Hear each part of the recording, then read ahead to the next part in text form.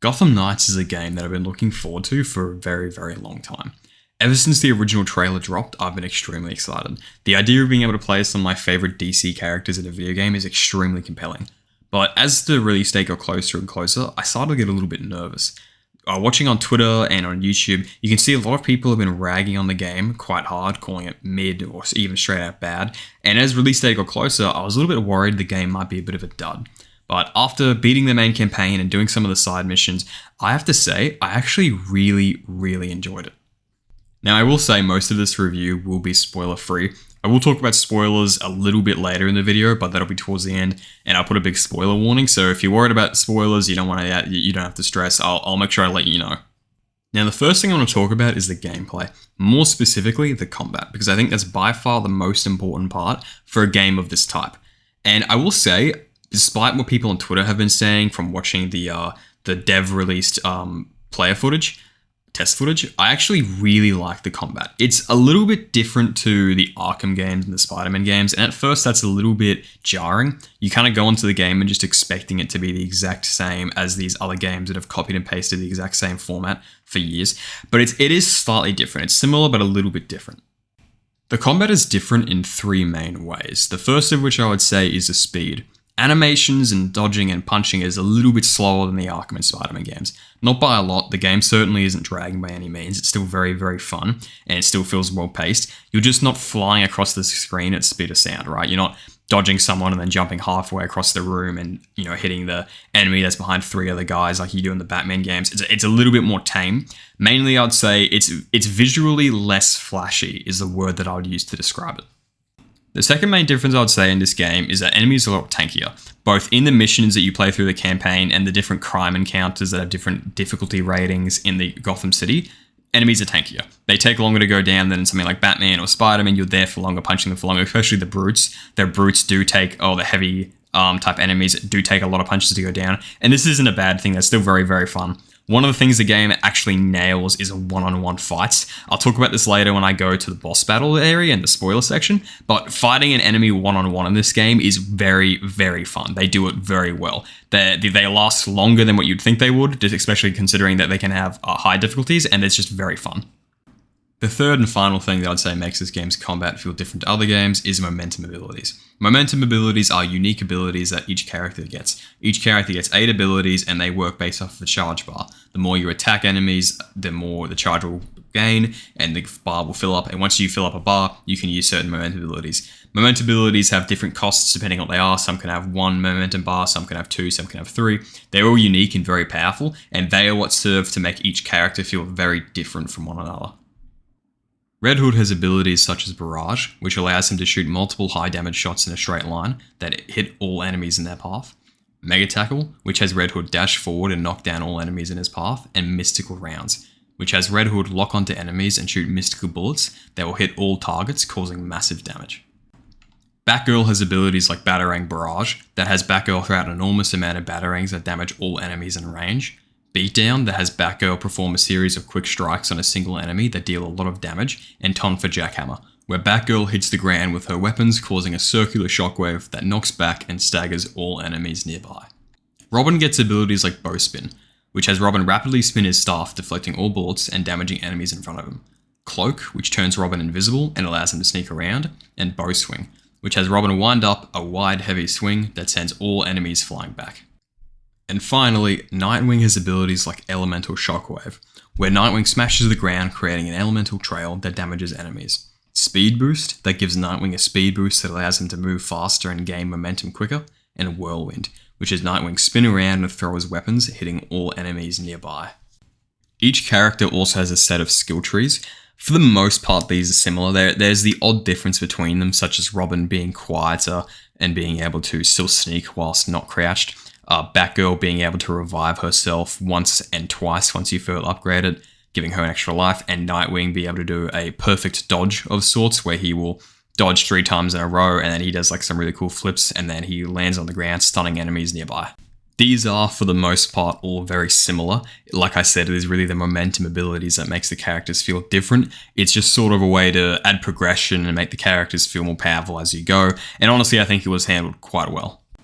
Gotham Knights also has a lot of different types of enemies. The main ones you'll find in the Gotham City overworld are those of the freaks, the regulators, and the mobsters. These are pretty much your regular thugs. You have regular grunts, you'll have people wearing a little bit higher armor, you have the heavy people, there's two different types of heavy people. One has a shield, characters with machine guns, and you also have characters that operate drones, which I personally found to be the hardest to deal with, and you want to deal with those ones first. And it's pretty rare, but you will occasionally find healers. There are also a lot of different types of enemies in the main storyline. I won't talk about those too much here because I don't want to spoil anything. I'll just kind of give a very quick overview and we'll talk about them more in the spoiler section. There are characters that can teleport. These characters will teleport behind you, and when you're dodging around, you have to make sure you dodge their attacks as soon as they teleport, because if you don't, what they'll do is they'll actually chain lock you. They'll get you in like this animation where they'll do a lot of damage to you very quickly. These are all notified by a certain type of damage warning indicators. They're different from regular attacks, so you know these are the attacks that are going to damage you and chain you and really, really hurt. The animations themselves are cool, but yeah, it's really important that you dodge these attacks as soon as they happen. There are also enemies that you can't hit through generic means. They will dodge all of your regular attacks and your regular Q range attacks. You have to hit them by either using a stagger shot or a lingering effect attack. These will be done through momentum abilities or through your holding down the Q, the range button. What that does sends it like a little stagger thing. I don't know exactly how to describe it, but like, for example, with Nightwing, you shoot a bunch of pellets out that stagger them and knock them on the floor. Once you do this, you can then hit them while they're on the floor. Eventually, they'll get back up. But if you don't, you'll be trying to attack them, you're trying to shoot them, and they'll just dodge every single one. You have to defeat them through this very specific means, which at first I was worried would be a little bit annoying, but it's really not. It's really not that big of a deal. And finally, like I kind of talked about earlier before, the boss fights for this game are really, really good. Again, I'll mention them later in the very end of the video. More than likely, I'll mention them there after I talk about the story, because I don't want to spoil anything, but the boss fights in the main game, specifically the end boss fight, is really good. Probably one of my favorite boss fights of all time. It was also really, really hard. Like, I struggled with it. I think I've got about an hour of footage on my computer of me just dying to this one boss on repeat. It really gave me kind of Dark Souls vibes almost. Now, keep that in mind. That's coming from someone who's never played a Dark Souls game. So take that with a very big, grain of salt. That's just kind of the vibes I got. I was playing this game like, holy shit, this is intense. This is actually really hard. Now, the next thing I want to talk about is Gotham City itself. I feel like this is another pretty important aspect of the game because you'll spend a lot of time here.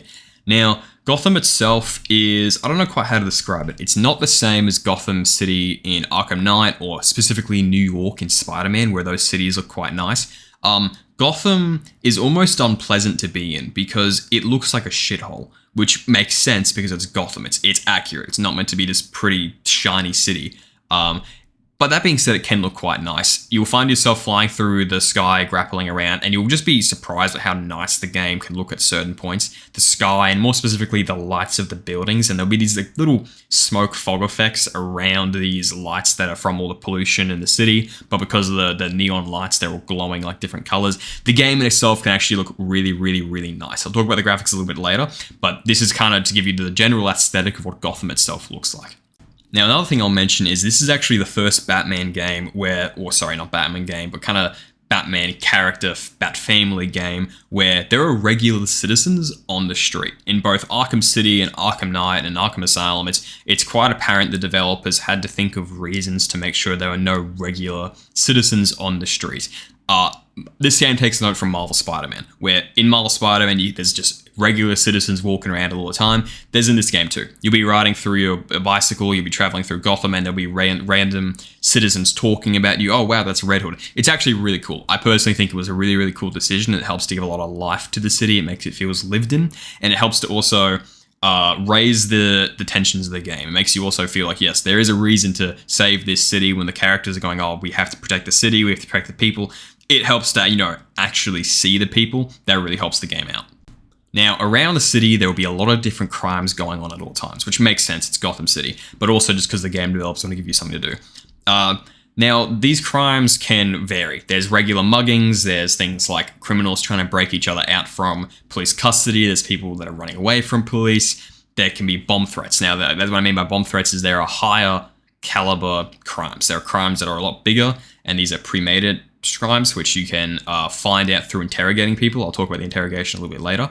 And these things are like bomb threats. These are things like robbing banks. These are things like hacking stuff and stealing data. these are your bigger crimes. And it's actually really fun. It's refreshing to have these because compared to a game like Spider-Man where the only crime you'll see is, okay, well, you have two options. You have a car being hijacked, that. You have some regular thugs on the street to beat up. Maybe they're fighting the cops. Maybe they're robbing a store. That's about it. This game offers a little bit more nuance and detail and better variations of the small variations. Not a lot, I would say. Probably it adds an extra maybe...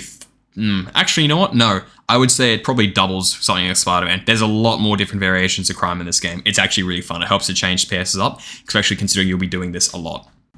Now, when I say you'll be fighting crime a lot in the city and fighting all these different freaks and regulators, that's because of a new mechanic introduced in this game called interrogation, which is actually really cool. What will happen is if you're fighting a bunch of enemies, if you got one low enough health, you can grab them and then you can interrogate them. What this does is you get information from them. Now, this will help you find crimes in the city, like the bigger crimes I told you about earlier, where the bomb threats and the hostages or the bank robberies, but also things that are in the main campaign. There's a moment in the main campaign where you need information, and you need to chase certain characters down, and you have to go through the city and interrogate each type of gang members. And it's actually a really, really cool system. It's really unique. I can't believe it hasn't been done before. It's really cool. I'm quite a fan of the interrogation system, even if it is not the most complicated system ever made. Now, keeping in the realm of the overworld and Gotham City and the free roam aspect, I want to talk about the traversal of the city. There are three main ways of traversal, other than just walking, which you don't want to do because it is quite a big map, quite a big playable area. The first one is the Bat Cycle, which each character has access to straight away at the start of the game. You can summon the Bat Cycle and you can ride around on the motorcycle.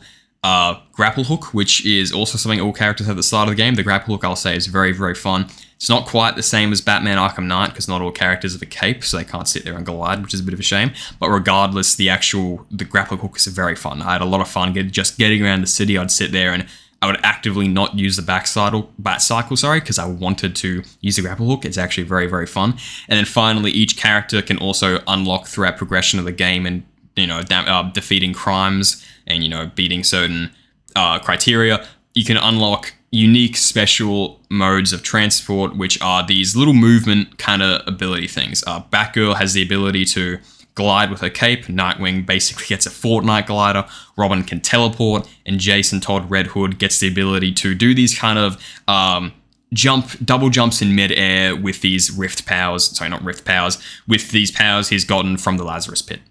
Now, before I get into the more specific details, although these 4 unique transportation methods for these characters, I want to really quickly talk about the Bat Cycle. The Bat Cycle is cool. It's got a cool design. It sounds cool. I do have one complaint with it.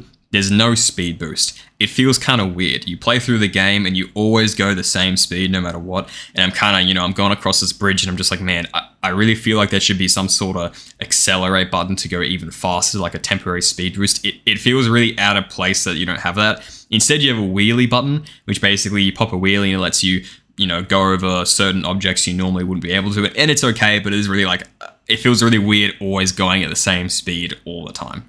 Now, out of the 4 unique traversal methods that each character can unlock, by far the most fun one is Red Hood's. Red Hood's ability to double jump around the city is really, really fun. Even once I unlocked it and I was getting footage for it, I just kept doing it. I didn't have to. I could have stopped. I had more than enough, but it was so much fun. I just kept going with it. That's by far the most fun one. Nightwing's Fortnite glider and Batgirl's cape are pretty similar. They're both essentially the exact same thing, and they're both just fine, but I have to admit, I wish they were a little bit faster. Specifically the glider. The glider for Nightwing just feels like it should be faster, and it's really not. But it's still fun. It adds an extra third method of transport, which is really cool, and I appreciate. Not all games have that, but it's fun, but it should be a little bit faster. And then surprisingly, Robin's, the teleport, the short range teleport, which gives you 10 seconds to teleport somewhere else. You would think that's going to be the coolest. It's actually, in my opinion, the lamest, purely because the teleport is actually really slow.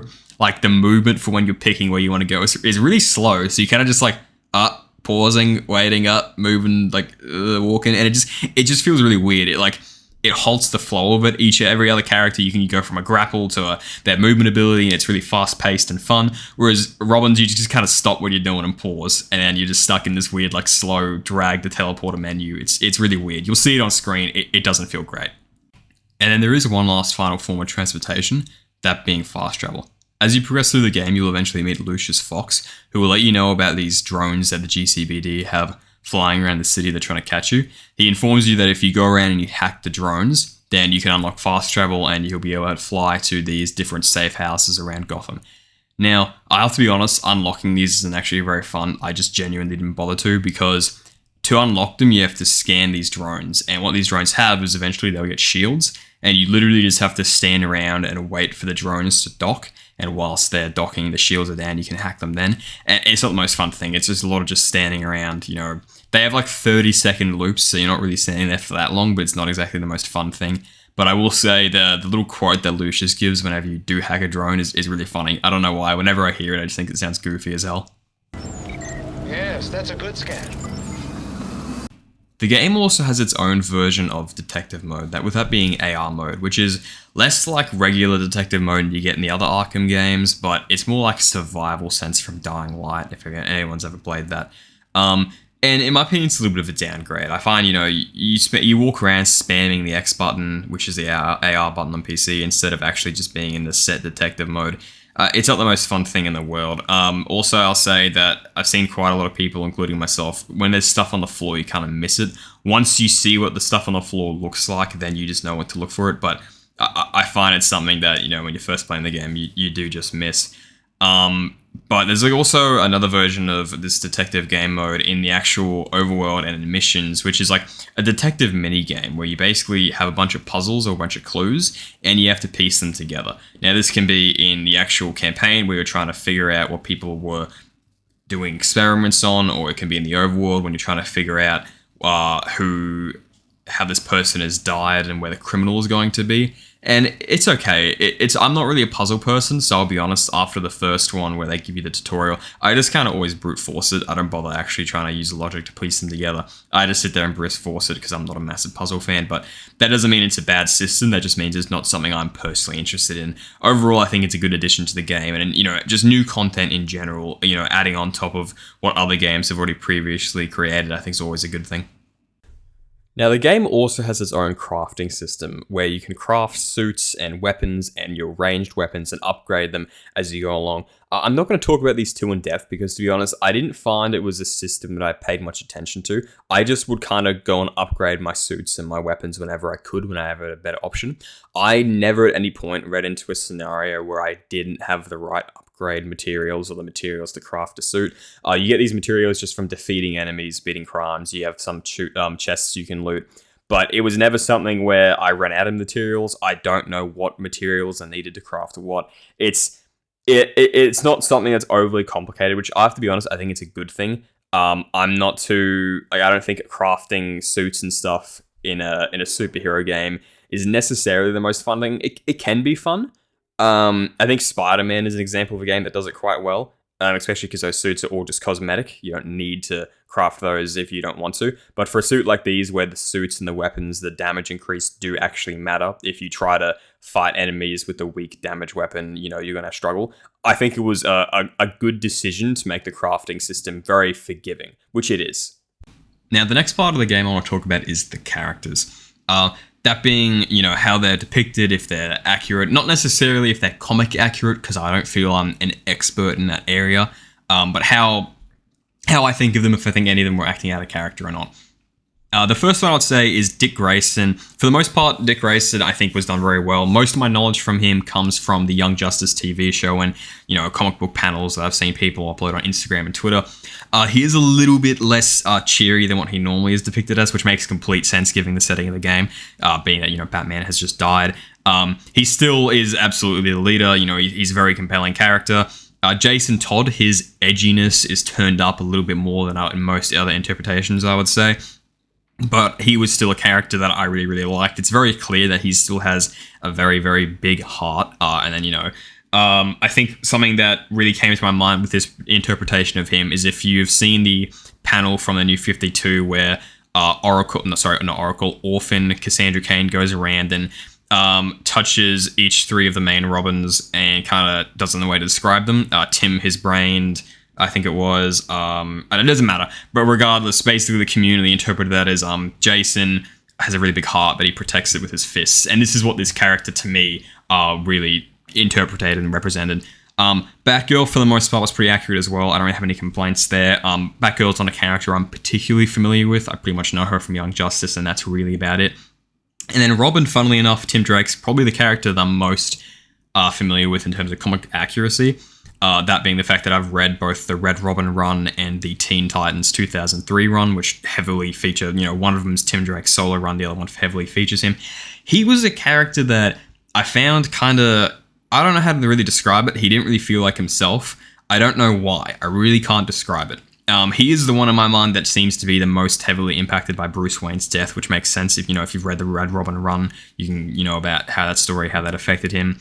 I think it's mostly the design. And I'll talk about the designs a little bit later, but I think that one kind of irks me for me. I couldn't quite put my finger on it, but there was just something about Tim Drake where I was just like, this doesn't quite seem right. I don't know why. Now, speaking about the designs, all the characters look really, really well designed. They look really, really cool. One thing that I thought was really funny is Nightwing kind of looks like the sole survivor from Fallout 4. Once I got that in my head, I was like, oh, that's just funny as fuck. It's not a criticism, by the way. I actually really like Dick Grayson's design. He's my favorite design out of all of them. That's just something funny I noticed. Red Hood, Jason Todd, it's actually kind of cool. I didn't notice this at first because most of the time you don't actually see his hair, and when you do, it's mostly in a shadow that kind of makes it look black. He actually has red hair in this game, which for those of you that don't know, Jason Todd actually is a natural redhead. It's just that I can't remember if it was dyed or a wig, but Bruce Wayne made him have black hair when he was Robin so that they couldn't tell he wasn't Dick Grayson, that being his enemies. So they couldn't tell, there was a different Robin that, was, the secret identity thing. And I thought it was a really cool detail that he has the red hair. He also has, I believe, in some sections you can see a little white tufts of his hair, which is kind of another reference to his hair in the comics. I thought that was a really cool design. I actually like that he had red hair. Normally, you just see Jason with black hair, and I thought seeing him with red hair was cool. Barbara, I don't really have anything to say about. I liked how she looked, but I don't have any. I liked it. I liked Barbara's design. That's about it. And then Robin, I can't help it, but anytime I look at Robin, Tim Drake, I just go, oh, it's Zoomer Robin. Hey, everybody, Zoomer Robin, guys. I couldn't help it. He's walking around with the headphones. Oh, he's a Zoomer. That's really it. As for the actual suits, they all look really good. The main four suits look really good. I don't really like Robin's suit. I don't know why I'm so anti-Robin. Normally, I love Tim Drake. He's one of my favorite characters. But I really wasn't a fan of his suit. As for the upgraded suits you can get, the different types of suits, none of them really stood out to me. I kind of think it was a bit of a problem, missed opportunity to have them all being canon, that being the fact that all these suits are working away for the most part where they make sense in the lore of the game. You don't have a Robin, Dick Grayson, Nightwing costume where he is Batman. He was Batman for a while, for a little bit in the comics. You don't have that. You don't have a Jason Todd comic. You don't have a Jason Todd costume where he's, Robin. You don't have that. You don't have Batgirl as, I don't know, maybe in Stephanie Brown's costume. You don't have that. You don't have Tim Drake as Red Robin. I think that was a little bit of a missed opportunity, and I think most of them, for the most part, I don't really like many of them. I pretty much like the main suits, and then if you pre-order the game like me, if you got the pre-order DLC suits, those go hard. The Jim Lee suits look so fucking good. Specifically, Nightwing and Robin and Batgirl look really, really, really, really good. Those are peak suits, in my opinion. Peak suits. If you bought them, I consider that, for me at least, money well spent. Even if it was, probably a little bit over expensive, but I still really, really like the suits regardless. Now, as well, I'll really talk about the graphics for the actual cutscenes. They were really, really good. The cutscenes looked really, really, really nice. They were beautifully rendered. I will say, though, that I had a bug in mind where there was a little distortion around the top third of the screen. There was a line of distortion. And speaking of bugs in general, I'll talk about this now. The game was buggy as hell for me. Now, I don't know if that was because of my specs. My PC wasn't good enough. I'll put my specs on screen just so you can kind of compare it yourself. I'm not entirely sure if this was just an issue on my end or if this is an issue everyone's having, but the game crashed a lot. I mean a lot. Mostly in cutscenes. I would get to a cutscene and it would crash and I'd have to start the game up. I didn't mostly have any issues with it. I missed one cutscene because of it. No, sorry, 2 cutscenes because of it. But that was really it. Other than that, I was lucky I didn't have any issues with, having to restart a level or anything like that. But yeah, the game was, unfortunately, quite buggy for me, a lot of crashes. And I haven't quite made up my mind if that's going to affect the number score. I think what I'm going to do is I'm going to still give the number score without having the crashes taken into consideration. But I'm still going to mention it. But yeah, no, the game for me did did crash quite a lot. It was not great. Most of them I have on recording. I'll have in the background while I'm talking here, just the game crashing over and over again. Alright guys, we've now reached the part of the video where I'm going to go into spoiler territory. So if you decided you either want to play the game or you're still not sure and you don't want to have spoilers, just skip this part. I'll put on screen the timestamp for when the spoilers are done and when I just give my final thoughts without any spoilers and give the game a number rating. I'll put that timestamp on screen, so just skip to there. But yeah, this is your final spoiler warning. Now, I want to talk about a little bit more attention to detail with these characters now that we're in the spoiler section. These characters are very clearly a family. Now I'm going to start playing some of the cutscenes of them interacting with each other. It's very cool. They're very clearly a family, all 5 of them, including Alfred. I didn't mention Alfred, but that's not really a spoiler. I probably should have, but it doesn't matter. Also, check the emails. The emails are really, really cool. There's stuff in there like Wonder Woman mentioning, emailing Batgirl to see if she's okay. Superman reaches out to both Jason Todd and Dick Grayson. Young Justice members Cassie Sandsmark, Wonder Girl, and Bart Allen, Impulse, or Kid Flash, or Flash, depending on which iteration of the character you like. Both reach out to Tim Drake, and they actually mention Young Justice by name, which was cool. There's a photo of Superboy you can find in the game as well. You can find through emails that Jason Todd's actively going to therapy. You can see the characters talking to each other. You can see that Dick Grayson is taking over from Bruce Wayne as the head of Wayne Foundations, which is actually not Wayne Foundations, but the company Bruce Wayne has, which is really cool. You can actually see that Jason Todd proposes a business idea to kind of help troubled youth to Dick Grayson, and Dick loves it. He's like, yes, I want to give this to the board members. You can see an email between Barbara and Jason where they're talking about how all of them are going to go to a pride parade with Tim, which I thought was really cool. It's just these really, really cool details in the emails. Roy Harper messages Jason Todd. We can get together. Which is from the Red Hood and the Outlaws comic book run. If you don't know about that, Dick Grayson's ex-girlfriend from the Rebirth era. I can't remember her name, but I'll post a picture of her on the screen. She reaches out to Dick Grayson. It's really cool. It's really fun, the attention to detail. You'll also have ongoing cutscenes where there's like little not side quests, but side cutscenes which tell a story of the character, of how they're dealing with stuff, how Barbara's dealing with her father being dead, how she can't remember his face properly. She thinks it looks better, like it looks like a statue, like how the statue version of Jim basically looks better than what Jim Gordon actually did. There's cutscenes where Robin's talking with Alfred, where he's kind of has to learn to be his own person. It's really, really cool stuff. There's a cutscene that I love, which is just Dick Grayson and Jason Todd just hanging out on the ledge somewhere, and Dick's being all how he is, very outgoing and annoying Jason, and Jason's like, okay, you can sit next to me, just shut up. It's really cool. I really enjoyed the attention to detail in this game. It was clear to me as a fan personally. I think there was a lot of attention to detail in this game in terms of that. It's very clear to me that the people who made this game like the characters. Even if you sit there and go, oh, this game's bad. You say on Twitter, oh, if you buy this game, you're a part of the problem with AAA, consumers, you're a part of the problem. Look, even if you think that, I still think the people who at least were trying to make the game really like these characters, and I appreciated that. Now, we've reached the part of the video where I'm going to sit down and just quickly explain the Gotham Knights storyline to you guys. Nothing too in-depth. I'm basically just going to give you guys a spark notes, so if you do buy the game for yourself, or if you don't, either way, you kind of know what to expect going into the game. If you guys do want a really in-depth storyline video, I'm sure there are other YouTube channels that have already put that out that could do that much better than I ever could. The game opens with a cutscene of Batman and Ra's al Ghul fighting the Batcave. After a really well done fight sequence, it is apparent that Batman is going to lose this fight. So rather than let Ra's win, he sacrifices himself and destroys both Ra's and the Batcave to save the day.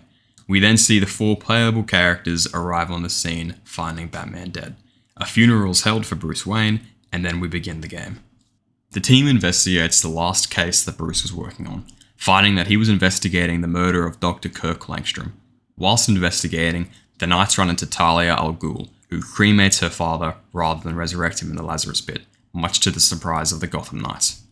After a tip from the Penguin, the Knights find out that the Court of Owls, a Gotham story, is in fact real, and have been covering up murders and orchestrating events from the shadows for centuries. The Knights investigate a mine that the Court of Owls has recently been active in, to find that they are mining for what is essentially knockoff Lazarus Pit water. This Walmart Lazarus water is what they are using to create their Talon soldiers, and the Knights discover that the Court of Owls wants to use this Lazarus water to try and gain immortality. The Knights learn that there is a war brewing between the League of Assassins and the Court of Owls that will cause mass destruction on the streets of Gotham, unless the Knights can find a way to stop this war from happening. The Knights infiltrate a Gotham party, filled with elites in an attempt to match some of their voices to that of the disguised voices of the Court of Owls. During this, Jacob Kane, someone who was once thought to be an ally, reveals himself to the Gotham Knights that he is the leader of the Court of Owls. Jacob Kane also extends an invitation to the player and the Gotham Knights to try to get them to join the Court of Owls. The Gotham Knights decline. After this revelation, the party is attacked by the League of Assassins that slaughter all of the attendees. The Knights are betrayed by the Penguin, leading to whoever visited the Penguin being kidnapped by the Court of Owls. The court attempts to kill the player in a labyrinth, but the player escapes. With the war hanging over their heads and becoming ever more likely, the Knights gather evidence on Jacob Kane and find a cop willing to arrest him and the judge willing to take the case, in an attempt to put him away and bring the Court of Owls into the light. The Knights infiltrate Kane Industries, and after fighting through both Gars and Talon, they manage to arrest Jacob Kane. Upon bringing him outside to the police, however, he is assassinated by Talia al Ghul. The Knights investigate the abandoned Arkham Asylum after learning that Talia was based there. They discover that she was experimenting with both Lazarus Pit water and Dr. Kirk Langstrom's research, and has in turn created the Man-Bats. After dealing with the threat of the Man-Bats, one of the Knights investigate the ruins of the Batcave, finding Talia and a Lazarus Pit, where it is revealed that Talia has resurrected Bruce Wayne and broken his mind due to overexposure of the Lazarus Pit, in an attempt to force him to work for the League of Assassins. After fighting Bruce and reminding him of who he is, the player then fights Talia. During the fight, the Court of Owls appear, who watch the fight. After defeating Talia and being unable to prevent her escape, it is clear that the player alone cannot take on all of the Court of Owls and prevent them from gaining access to this Lazarus Pit water. Because of this, Bruce Wayne once again sacrifices himself, crashing the Bat plane into the Lazarus Pit, destroying it and the members of the court that were present, allowing the player to escape. The player is then treated to a cutscene, where the player declares that since the Lazarus Pit has been destroyed, there is no longer anything in Gotham that the League is interested in, meaning that the threat of war has been averted. After this, the player talks to all of Gotham, continuing to discuss the Court of Owls and bringing them into the light, and the player then declares to the city that they will fight to protect them until their last breath. This marks the end of the game, and I have to be honest, I actually really enjoyed this story. Now, I will say I think the story started a little bit stronger than when it finished. Towards the end, it's kind of got this feeling of everything's wrapped up into a nice little package. Talia's there, the League's there, the Lazarus Pit's there, the Court of Owls are all in one place, and they all get dealt with in one fell swoop. That is a little bit, feels a little bit weird, but it's really not that big of a deal. I will say I thought the Man-Bats were going to be a much bigger issue, considering how late into the game they revealed. I actually thought they were going to make Bruce Wayne a Man-Bat, and I have to be honest, I'm really happy they didn't do that. I'm really happy with how they handled Bruce Wayne. They didn't cop out and they didn't bring him back from the dead, which a lot of people thought they would. They still have him dead with him sacrificing himself a second time, but it allows for this really, really cool one-on-one between these characters that, with the exception of Barbara, are basically his children. You know, they're fighting their adoptive father figure, and that allows for a really, really emotional scenes and dialogue, and it's really, really well done. I'm glad that they went down this route of having the player fight Bruce Wayne. It's really well done. Now, with me being not familiar with the Court of Owls at all, the most I knew about them is I read some of the New 52 Nightwing comics when I was like 11 years old that I hardly remember. I really liked them. This was my introduction to them. I'm glad that they did pop up at the end of the game, because I was a little bit worried that when Jacob Kane died, the game was just going to try to say, oh, that's it, that's the end of the Court of Owls, which would make no sense. Considering they're this really massive underground organization. But thankfully, that doesn't happen. For the most part, I really liked how they were handled, but I can't speak for comic book accuracy. Maybe comic book readers are annoyed. I honestly couldn't tell you. All I can say is that I personally enjoyed them. Same with the League of Assassins. Same with Talia al Ghul. I've seen a few people talk about how Talia was just kind of reduced to an evil monologuing villain. And I have to be honest, that didn't bother me. I didn't really have any issues with how she was presented. I'm not too necessarily familiar with the character of Talia. All I really know about her is from the DC animated movies, Batman and Robin and such. That's all I really know about her, but I thought she served the game well purpose. You know, there's a plot twist at the start of the game where she kind of tells you that she's not in control of the League of Assassins, that they kicked her out, or I don't remember exactly how she phrases it. But then at the end, it's revealed that no, she was in charge the entire time. This game does have quite a lot of plot twists. Most of them are pretty apparent. I think everyone was aware Bruce Wayne would come back in some form for some amount of time. Comic book readers probably knew all about Jacob Kane. I had no idea who Jacob Kane was. To me, that was a surprise. But again, that's because I'm not a comic book reader. But that doesn't necessarily detract from the game, especially if you're not a comic reader. That still props the game. It's well done. I don't think you can fault the game for having a plot twist that was adapted in a different medium. That's not really the game's fault. Now, I have to say, I mentioned this earlier, I really, really like the boss fights in this game. They all slapped really hard. Some of the most fun boss fights I've ever had. Specifically at the end of the game with Bruce Wayne and Talia al Ghul, they're incredible. Fighting Bruce Wayne is really, really fun. One of the most satisfying things about the combat in this game is the dodging. And against Bruce Wayne, the dodging, the way he comes after you, you truly do feel like you're fighting Batman. That's the only way I can explain it. It's like a dancing with like dodging. It's so much fun. I can't explain it. The only issue I will say with that fight scene is though, when you do die, and I died 3 times to it, it wasn't anywhere near as hard as a Talia fight, but it was, I had to get used to the rhythm of it. You have to rewatch the entire cutscene, and the cutscene's like 2 minutes long, so that does kind of suck, but the Bruce Wayne fight itself is really fun. And then as for the Talia fight, that is the hardest boss fight I think personally I've ever done. I struggled with it. I have about an hour of footage on my computer of just dying to her and repeat. Unfortunately, I do have basically there's 2 phases for her. There's a phase 1 and a phase 2. I have the footage for beating phase 1. Once I finished phase 2 and I checked the recordings, the recording corrupted because I'd run out of space on my hard drive. So that really sucks, but oh well. It's really, really, really fun. I tried to beat both I wanted to beat the entire game in the regular suit, which is like this. It's worse for whatever reason. You can't have the regular style beyond other suits. And I could not beat Talia. I managed to beat first phase with the worst suit, which is, it was really, really bad suit. It was only it was like the level 4 suit. It was awful. And I'm really impressed with myself that I was able to beat Talia with that. I could not beat Talia's second phase with that suit. I had to use the best suit I had. And even with the best suit that I had, fighting Talia's second phase is really hard. It's intense. It was really, really hard, but it was fun. It was that type of I got frustrated, but it was a type of frustration when you're like still enjoying yourself, It wasn't like tilting frustration. It was really, really, really fun boss fight. I can't get over that. One of the most fun boss fights I think I've ever done, to be honest, in any type of video game. It was really, really fun. Now, I will say there were some parts in certain missions that I loved locations of, specifically the Labyrinth and the Arkham Asylum. The Labyrinth was really cool because it gave me the vibes from the New 52 Batman comic where Batman goes to a labyrinth himself and he spends I think it's a couple of weeks down there and the court's trying to break his mind. That was really cool to see that they adapted that into the game. That was fun. Also, going to Arkham Asylum was really, really cool. That kind of felt like almost... Maybe it probably wasn't necessarily a homage. Maybe the developers just wanted to use a cool area. But it really felt like a homage to the original Arkham Asylum game. One of the things that was really fun about that was that you could actually go into certain cells that belonged to certain prisoners. Like Professor Pig, I think Killer Croc was one of them as well. I'm not sure. But it was really, really fun. And I have to be honest, the overall theme and vibe of an abandoned Arkham Asylum was really, really fun and really cool. I loved how the Man-Bats were handled. The Man-Bats were so much fun to fight. They were another boss fight that I didn't mention earlier that I really, really enjoyed. The Man-Bat fights were all so much fun to do. Alright guys, now that we're reaching the end of the video, I'm basically just going to give my final thoughts and wrap it up, and then I'm going to give you guys a number score. Overall, I really, really liked this game. There was really nothing that I actively disliked. There was the odd thing that I wasn't particularly interested in, like the detective mode or the crafting system that I was kind of happy I could just kind of, not really pay massive attention to. But I still really, really enjoyed this game. I love the characters. I like how it looks. I like how the world looks. I like the traversal. I really like the combat. I like the storyline. I like the missions. There are a lot of really, really fun area locations and like certain places you go on the missions.